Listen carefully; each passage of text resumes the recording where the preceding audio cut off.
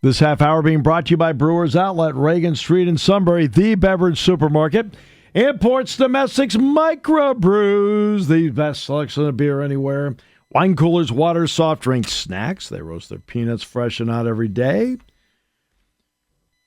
6 great flavors of slushies. Ready-to-drink cocktails.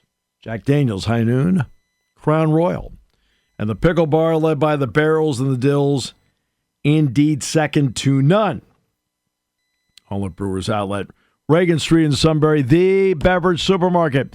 Very pleased to be joined by the outstanding John Sauber, Senator Daily Times. John, welcome back to the show. It's great to have you with us.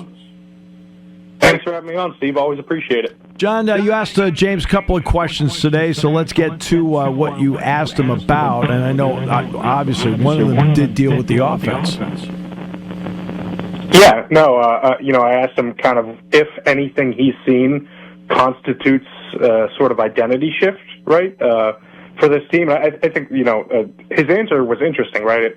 It seems clear that maybe this team isn't, I guess, winning how he thought it would, or how maybe those inside the building thought it would. And I wouldn't be surprised if we see, some lower scoring, grittier, grinded out games moving forward, because I think there is some maybe some concern about how the offensive line has played thus far and kind of what wins are going to look like for this Penn State team this year. Yeah, and sometimes things fall into place. Last year, at the end of the year, things fell into place for them. The running game part, we've seen what Katron Allen has done. We know that Nick Singleton is a lot like Dyer Hill of Oregon. You get him a crease, he can really go. When you look at what they're doing up front, what are you seeing and not seeing? I'm seeing a left side that has been really good. Drew Shelton, Venga Ioane, and even Nick Dawkins up the middle have been really good. I think, honestly, right now the issues are more on the right side of the offensive line. We've seen Nolan Rucci struggle in the past in the run game, and I think that kind of has happened again this year. I think that's been the biggest thing, right? Like, you can't have half of an offensive line playing well and expect to be able to run or have a lot of time in the passing game even, right? Like, I think their best runs are going to come on the left side of this offensive line, and unless they make changes to personnel or what have you. I think one of the biggest things I've noticed is, Anthony Donker got to Penn State as a guard and then played right tackle in the lead up to the Peach Bowl against Ole Miss, and they realized how good he was there. And I think it's pretty clear that that's where he should be, right, at right tackle. And I'd be curious to see if anything shifts with that moving forward. But yeah, I think basically I've seen essentially a left side that is performing up to the level, and a right side that has flashes, is good at times, but as James said, with a lot of the offense today, is kind of been really inconsistent. Which he talked about the consistency of Drew Aller. What's been your thought on him to this point? Yeah, I think, I think the biggest thing with Drew is that all of the external expectations for him are probably now a little lower than we thought they would be heading into this season, right? I think maybe the ceiling isn't as high there, but I don't mean from what he could do on any given play. I just mean from a game-to-game basis, because with Drew, it's one of those things where the highs are incredibly high, right? Like, best, quarterback in college football high on some of these throws, where how did he make that happen, right? He's like the only one on the planet who can do it.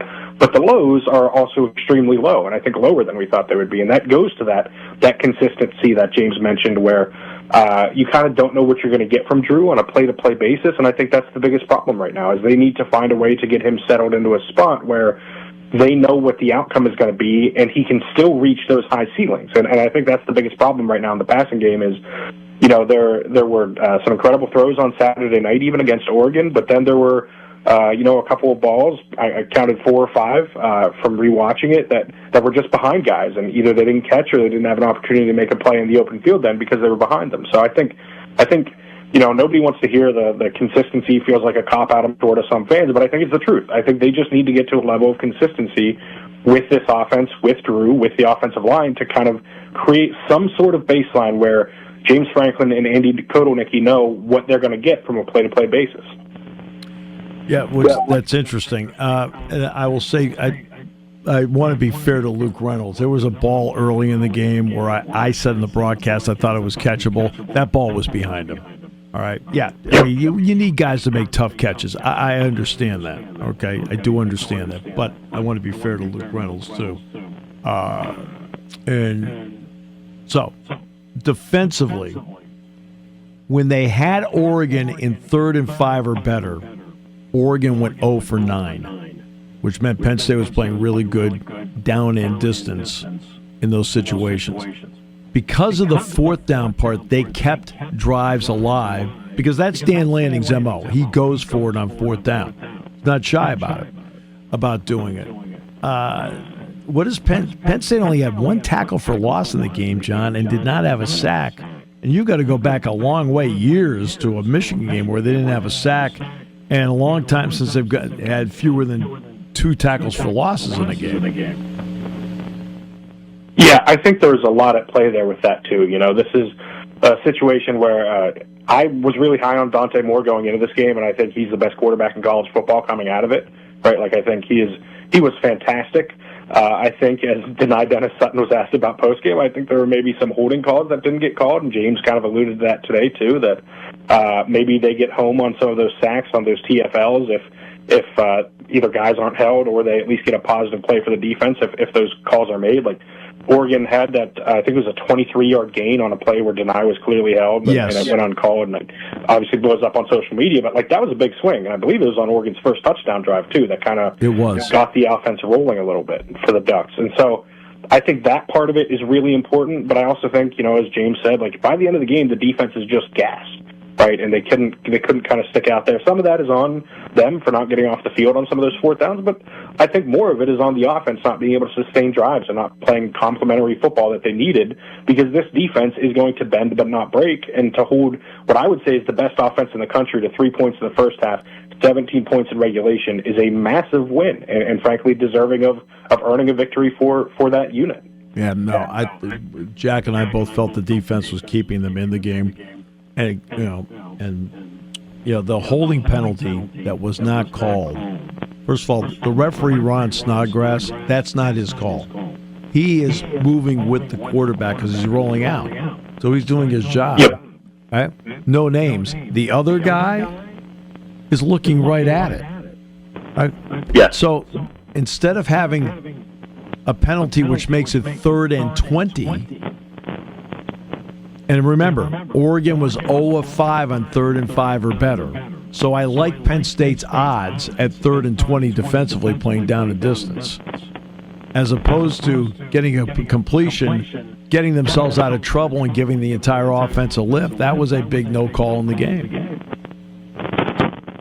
Yeah, I think it might have been the turning point, quite frankly, because it was when the Oregon offense kind of finally had some confidence that they could get some of those chunk plays that they needed to get the ball moving a little bit. But yeah, I think without a doubt, there was obviously a lot of moments for Penn State to go out and win the game, and this is not the only thing that happened. But I do think that was, unfortunately, the officiating, or I guess lack of officiating, is going to be at play in a lot of these games, and I think unfortunately for Penn State, it went against them on this one pretty clearly. Well, that's okay. It wasn't like the Washington-Ohio State game where Julian Sayin got bumped. Fell down, roughing the passer. I'm friends with Brad Nessler, and I think Brad's the best. Brad says, "What are we playing? Flag football here?"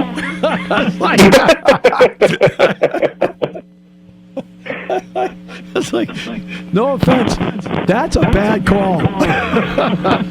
Yes, very, very much so. That's a bad call. What are we doing here? All right. So, moving forward, you have to move forward at some point. What do you think? It doesn't matter who the opponent is. It turns out it's UCLA. What do you need to see to see if some of the consistency is starting to fall into place? I think, honestly, Drew Aller just has to be more of who he was last year, complete more passes, miss. I know it's simple, but just miss less, right? I think it can be that simple sometimes. Put those throws on the money, be on the same page with his receivers, and those are the biggest things. And I know, James talked about running to be able to open up the play action. Passing opens up the run game even more, and I think that's even more important, right?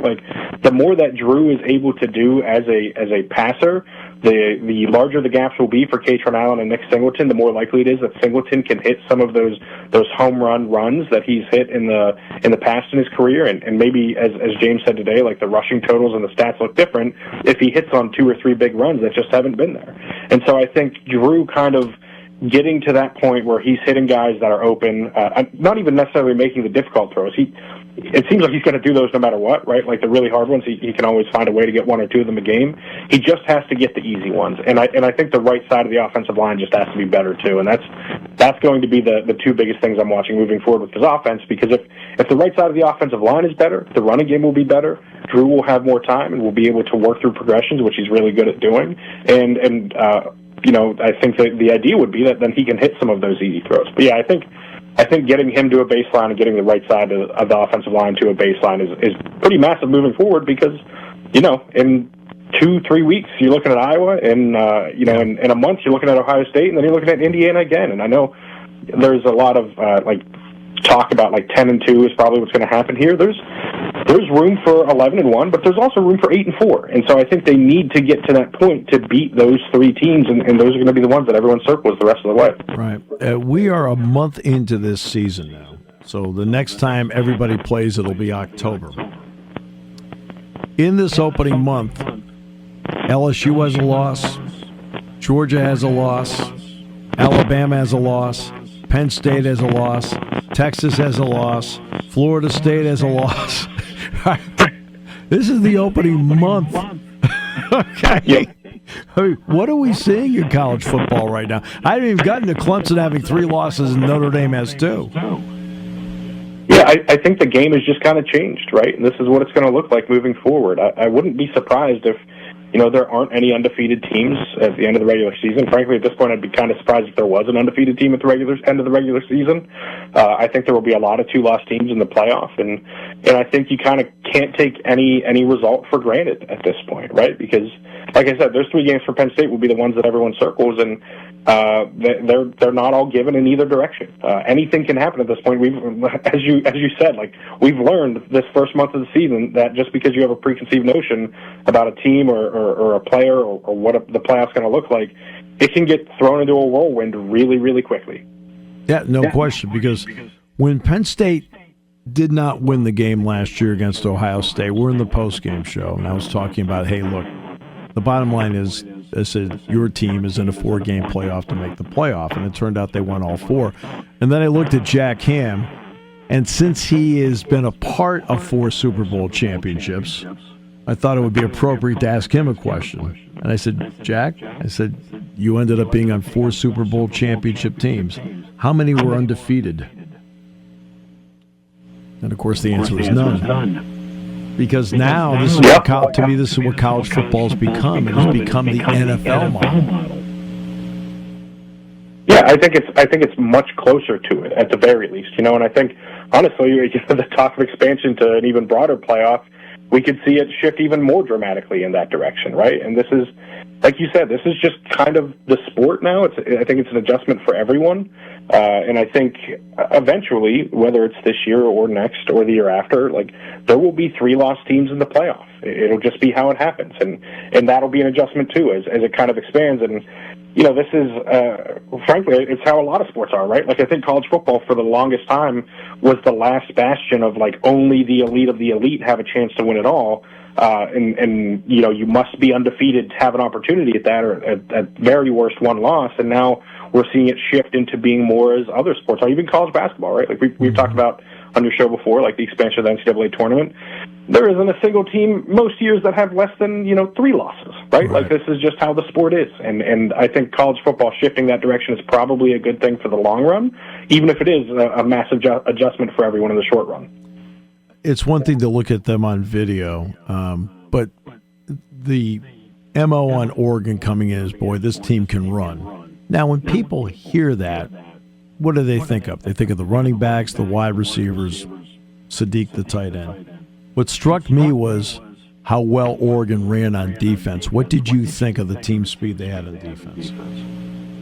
Yeah, Yeah, I think they are as fast as a defense as there is in the country. I think Penn State could actually make an argument for that too. But yeah, I think the way they fly to the ball is incredible. And it's at all three levels too. I thought the one weakness that Penn State might be able to pick on is up the middle defensively. That for as big as a guy like Bear Alexander is and Amari Washington is, they had been able to be had earlier in the year on running plays because they weren't kind of as physical as they needed to be. Well, they were on Saturday night, and they were big and physical and fast, and that was true at all three levels. And I think that's, I wouldn't be surprised if we get to January and this is the team that wins the national title. I think they are very clearly in that tier. And if I had an AP vote, I would probably have them at number one right now, and maybe Ohio State second, but I don't know who would be third after those two teams right now, because I think they've both shown, in Oregon to this point even more so than Ohio State, that this is what it looks like on both sides of the ball. You have to have that kind of requisite speed that you mentioned, and just the size, the strength, the athleticism is phenomenal, and that's how you put together a defensive performance like that. You fly to the ball, you play with physicality, and you dominate, and that's what they did. I do have to ask you a couple basketball questions. One deals with when the Big Ten released its schedule. They also threw in that on the men's side, all 18 schools would go to the tournament in Chicago. So after a one-year respite, they're going to go back to everybody being in it. Because I think now they can get the arena. They didn't have the arena on Tuesday night last year. The Pacers played on Tuesday night. Now they've got, I think, the agreement to get the arenas opening up Tuesdays for them. What did you think about that move? Yeah, I mean, I don't mind. I always enjoy more basketball, more football, right? So I love conference tournaments, so I think it's a lot of fun. But at the same time, I also don't know that I had too much of an issue with the bottom three in the conference missing out, because it's easier for me to argue if they'd shrunk it to 8 teams or whatever, that it's suddenly 9 and 10 are left out. But if you're the 16th, 17th, 8th best team in the conference, I think your argument gets a little flimsier. But I will never say no to more postseason basketball. I will certainly be watching all of those games, no matter what the format is, by the time March rolls around. Well, 14 out of the 16 made it last year in the SEC. So, I think there's an argument that a lot of people can make it. Right? It is possible. Very true. It is possible. Which then brings me to the next part. College basketball. Look, that's the way the NCAA makes up for money is on the basketball side, because they are in charge of that part. Right? Not in college football. They're going to go to 32 teams, 32 games next year. Your thoughts on that? Yeah, I know it's so simple for me, but the more basketball, the better. I would hope that it would turn into more high-profile matchups, right? And I think that is we're seeing that in college football now, with the SEC going to 9 conference games with a mandatory Power 4 opponent for your 10th game at least. I would love to see more of those types of matchups in college basketball. We have the Champions Classic, which is awesome. All the preseason tournaments are usually really good. I would just love to see a continued expansion of, hey, you're better off playing a top 10 team in November or December, and it won't harm you if you lose that game by the time March rolls around, right? I think as long as they keep incentivizing those better matchups, I think this is good. The last thing we all want to see is, a top 5 team in the country playing a bottom 5 team in the country. I don't think that helps anyone out. But as long as they can make it work, I would like to see more preseason tournaments, more high-profile matchups, more of, frankly, meaningful games where we can learn about these teams in November and December, rather than just watching as they coast through non-conference play and having to wait until, in the Big Ten's case, early December, or other conferences early January to figure out if they're any good or not. So that game against Prairie View A&M doesn't spark you at all? No? It really doesn't, Steve. It's just nothing going for me on that one. Boy. Rough room.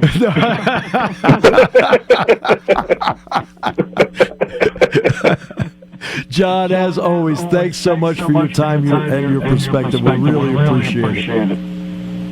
Thank you so much, Steve. I really appreciate coming on. John Sauber, Center Daily Times, and this half hour has been brought to you by our good friends at Brewers Outlet, Reagan Street in Sunbury, the beverage supermarket. Start stocking up for the weekend now. Imports, domestics, microbrews, the best selection of beer anywhere. Wine coolers, water, soft drinks, snacks. They roast their peanuts fresh and out every day. 6 great flavors of slushies. Ready-to-drink cocktails, High Noon, Jack Daniels, Crown Royal, and the pickle bar led by the Barrels and the Dills, indeed second to none, all at Brewers Outlet. Reagan Street in Sunbury, the beverage supermarket on News Radio 1070 WKOK.